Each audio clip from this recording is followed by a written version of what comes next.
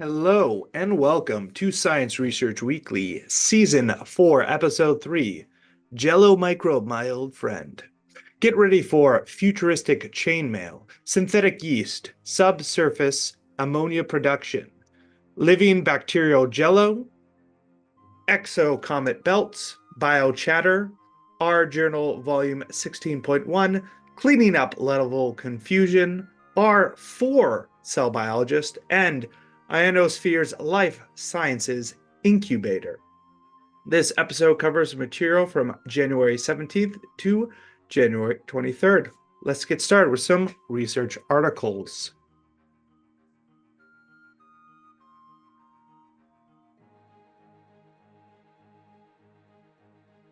First up is the paper 3D polycatenated architectural materials. PAM is the name.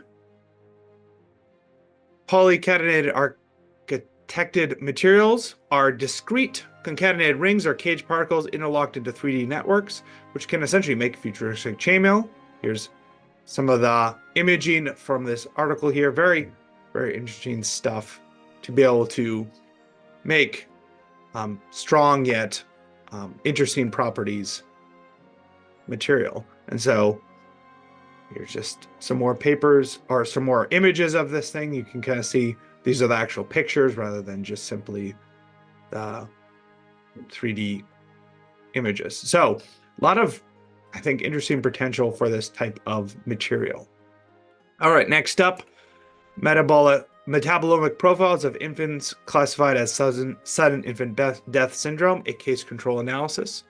So researchers use a metabolic panel and found 35 metabolites that were significantly predictors of SIDS, so sudden infant death syndrome. The idea is to, if you get accurate biomarkers and they can be validated, in infants at a higher risk of SIDS could be helped and identified.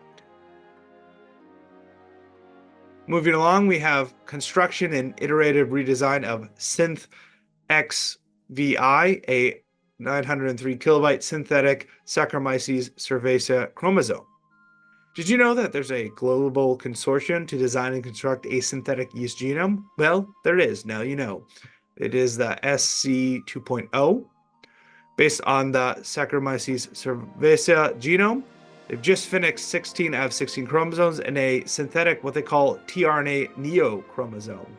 So kind of interesting thing here.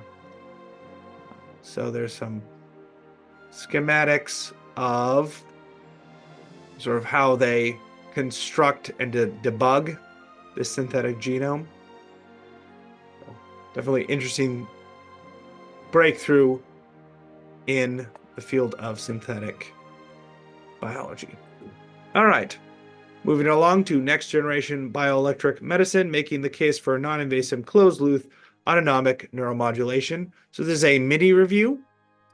Bioelectric medicine, so covering innovations such as pacemakers, deep brain stimulation, and other technologies. So it's not a bad way to read up on how bioelectric medicine has progressed.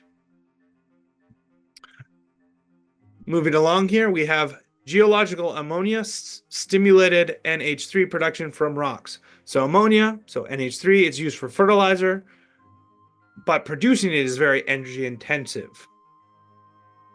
However, researchers essentially produce ammonia by injecting nitrate-laced water into an iron-rich formation underground, which generated ammonia that they could actually collect. So this is a proof of concept project for a subsurface natural reactor, which has the potential to create ammonia for important human activities in a much more cost-effective and simple manner, actually. Next article. Got a lot of great articles this week, so bear with me. An atlas of transcriptional initiation reveals regulatory principles of gene and transposable element expression in early mammal development. So there's a lot going on here. Researchers looked at transcriptional activation of embryonic genomes across 5 mammalian species. Looks like mice, pigs, cows, rabbits, and monkeys. They found a lot of transcription driven by transposable elements, so like elements like LTRs, signs, lines, and DNA transposons. So interesting thing going on there. Okay, next up we have morphogenesis of bacterial cables in polymeric environments. So the idea between this is bacteria. The researchers studied bacteria in concentrated polymers, and they found that multicellular bacteria colonies would form large serpentine cables. I think this is the big thing here. These are these cables within here, and I see them develop from sort of these spots to these large serpentine cables. And actually, the covering article from Science Daily called this living Jello. So I feel like if you have sort of a living polymer, this sort of ooze-like thing, instead of Jello, we should really drop a D&D ooze reference instead here. But kind of fascinating setup here. And it looks like you can actually look at the dynamics in movies if you look at the supplemental information. All right, zooming out to astrophysics, we have resolved ALMA and SMA observations of nearby stars. This is the REASON study, or survey, which observed 24 planetary systems with planetesimal belts. These belts, aka dust belts, aka actually exocomet belts. That's another way of putting it. So pretty fascinating. Here's actually a picture of all 74 of those. You can see it's very beautiful. You can see these, some sort of matter circling outside a planetary system, so a planet. All right. Less beautiful, a little more troubling in the space front, the Hubble tension in our own backyard, DESI, and the nearness of the Coma cluster.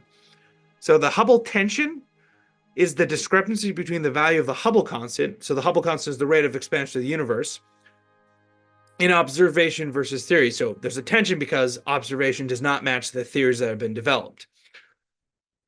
Recent measurements from the nearby Coma cluster show that the discrepancy is actually worse than expected, meaning that the current cosmological model of the universe is incorrect, and scientists really haven't found an acceptable theory that fits the observational data yet. So this tension will continue.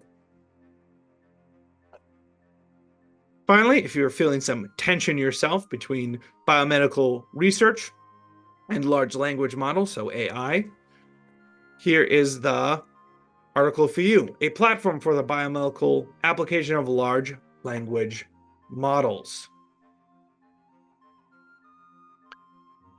Large language models are stymied in biomedical research in many ways because of two problems. First, the general purpose LMMs don't really have transparency on their method, so it's hard to replicate, which good science needs, and they often require sort of open source, or not open source, possibly leaking sort of protected health information out, which is not helpful. However, on the other side of things, so like the specialized sort of custom solutions isn't a great choice either, because it often requires specialized skills and computer to pull it off. So it's hard for biomedical researchers, who that's their expertise is biomedical research, to actually use large language models, because the generic solution isn't good and the specialized solution is out of reach. So researchers in this paper present a BioChatter. This is a open source Python framework designed to develop custom biomedical research software in line with open science principles. So this is kind of how it's set up. Obviously, there's a lot of moving parts here, but interesting, helpful step of bringing accessible large language models to biomedical research. All right, that is all our great articles for today. Let's turn to some research tools. Volume 6.1 of our journal is finally available. It's based off of March 2024 issue. The four most interesting articles from my reading of the table of contents are as such.